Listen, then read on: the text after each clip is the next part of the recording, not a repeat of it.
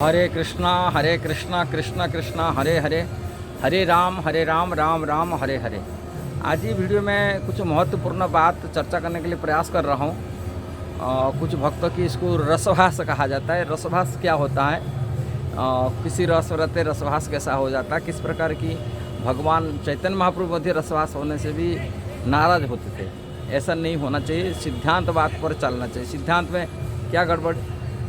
कल परसों एक आगरा के भक्त हैं, वो जगन्नाथ जी का सेवा करता है।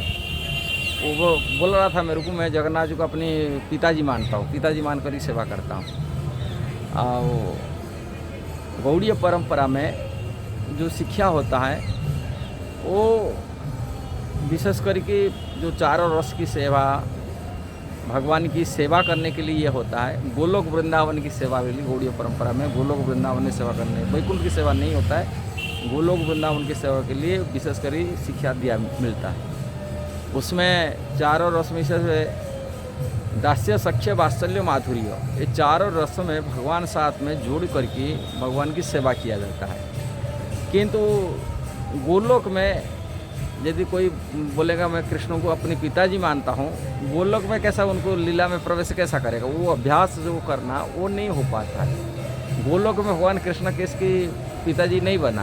कृष्ण तो वहाँ लाला भी बन सकता है, सखा बना है और पति बन के रहे मैंने प्रेसी। इसीलिए वहाँ गोलोक वृंदावन को यदि बोलेगा मैं गोलोक में जाऊँगा और गोलोक में भगवान कृष्ण को पिताजी बनाऊँगा, कैसा होगा? नहीं हो सकता। पिताजी यदि बनाएंगे तो आपको मथुरा द्वारिका में जा सकते हैं, नहीं तो वैकुंठ में जा सकते हैं।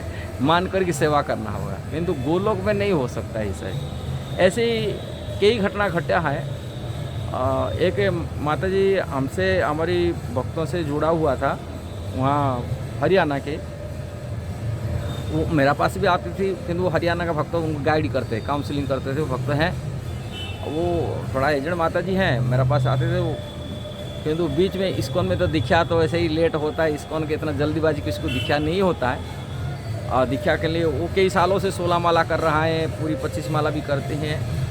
इतना करने के बाद किंतु दिखा इतना नहीं हुआ तो जल्दी दिखा लेने का। वो थोड़े दिन पहले अनुरुद्धाचार्य पास जाएंगे, दिखा ले ली। मेरा बात आज बोले मैं अनुरुद्धाचार्य दिखा ले, मेरे को ठीक है कोई बात नहीं, दिखा लेना कोई बात नहीं। एक वैष्णव परंपरा से गुरु है, वो भी है, अब दिखा ले लिया। वैष्णव परंपरा जुड़े हुए। थोड़े दिन पहले मेरे को फ़ोन करी बता रहे हैं, बोले मेरे को प्रभु जी पुणे इस्कॉन में दिखा लूँगा। बोले कैसा बात है, दिखा लिया क्यों पुणे इधर क्यों ना?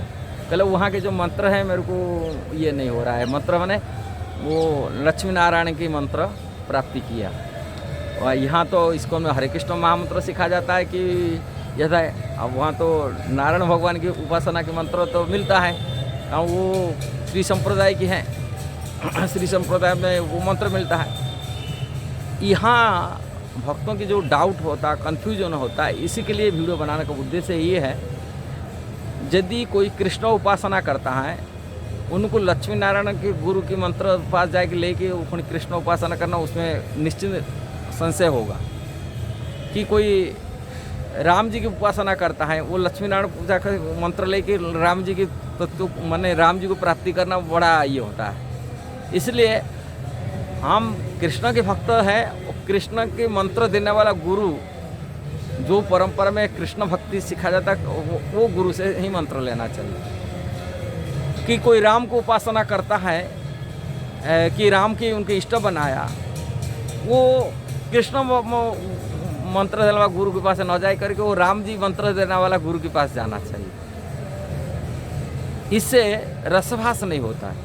जो राम जी की उपासना कर रहे हैं, रामानंद साधु से दीक्षा ले ले, कोई हानि नहीं। राम जी की उपासना करे और राम जी को इष्ट बनाए कि राम जी की ये करे। किंतु कृष्ण मंत्र से करके बोलेगा मैं लक्ष्य माने ये मंत्र राम जी का मंत्र प्राप्ति होगा, जिससे ये कर सकते हैं, आगे बढ़ सकते हैं आध्यात्मिक क्षेत्र में। कि लक्ष्मी नारायण की उपासना करने वाला व्यक्ति आकर कृष्ण की राम जी के भक्तों के पास दीक्षा लेना सही नहीं। वो लक्ष्मी नारायण मंत्र देने वाले मंत्र के उनके पास गुरु बन के जाएंगे, उनको गुरु मान के उनको दीक्षा मंत्र ले, जिससे वो लक्ष्मी नारायण के मंत्र को ये करे। और मंत्र एक गुरु से लेते हैं, पुण्य उपासना अलग जगह रहता है। उनकी इष्ट भाषा जो माने इष्ट को वो निर्णय नहीं दे पा रहे, क्या करें, कौन सा मंत्र करेंगे हम आगे बढ़ेंगे। इसलिए जो जिसी की भक्त हैं, लक्ष्मी नारायण भक्त मतलब लक्ष्मी नारायण मंत्र देने वाला गुरु के उपासना दीक्षा ले, कि राम जी का भक्त है, राम जी की मंत्र देने वाला गुरु मंत्र वहाँ गुरु बना कर दीक्षा ले, कि कृष्ण का भक्त हो, कृष्ण के गुरु बना, भक्तों की गुरु बनाकर ही परंपरा। इसलिए चारों संप्रदाय में अलग अलग भक्त होते हैं। जैसे श्री संप्रदाय वाले उन्होंने लक्ष्मीनारायण का मंत्र देते हैं, कि रामानंदी साधु वाले होते हैं रामानंदी की मंत्र देते हैं, कि कृष्ण भक्त होते हैं वो कृष्ण के, जैसे हम लोग देखिए विशेषकर पुष्टि मार्ग वाले बाल गोपाल के उपासना करने मंत्र दे ये करते हैं। कि इसको गौड़ीय वाले जो होते हैं राधा कृष्ण की सेवा करने के लिए, कि वो निम्बार्क वाले होते हैं राधा कृष्ण की भक्ति करने के लिए वो मंत्र देते हैं, और उसी मंत्र से गुरु मंत्र उनको प्राप्ति होता है, और उसी हिसाब से भजन करते हैं। इसलिए इसमें रस है, भक्ति का जो रस है वो रसभास माने इधर उधर नहीं होना चाहिए, और उसी हिसाब से मंत्र जप करें। आप पहले से निर्णय करें मैं कौन सा गुरु से मंत्र लूँगा और कौन सा गुरु से मंत्र लेके अपनी भजन करूँ। ये साधक को सोचना क्या बात है, विचार करने का बात है। अब विचार विहीन कहाँ भी मंत्र ले लेंगे, किससे हो जाए। ऐसा ही तो वैष्णव से ही लेना चाहिए, किंतु वैष्णव परंपरा से लेना चाहिए, किंतु अवैष्णव गुरु नहीं ग्रहण करना चाहिए। अवैष्णव मंत्र को मैं उससे मंत्र ले लिया, निष्फल हो जाता है। इसलिए कहा जाता है संप्रदाय विहीन जो मंत्रस्थ विफलम होता है, निष्फलम होता है, माने मंत्र निष्फल हो जाता है। यदि संप्रदाय परंपरा से कोई गुरु दीक्षा नहीं लेता है उसका निष्फल हो जाता है। इसलिए प्रामाणिक वैष्णव परंपरा से ही उनको गुरु बनाना चाहिए, और वो मंत्र उसी हिसाब से लेना चाहिए जो जिसको इष्ट माने, उसी इष्ट मंत्र को प्राप्ति करने के लिए और वो परंपरा को फॉलो करे। मेरा कहने का ही तात्पर्य है।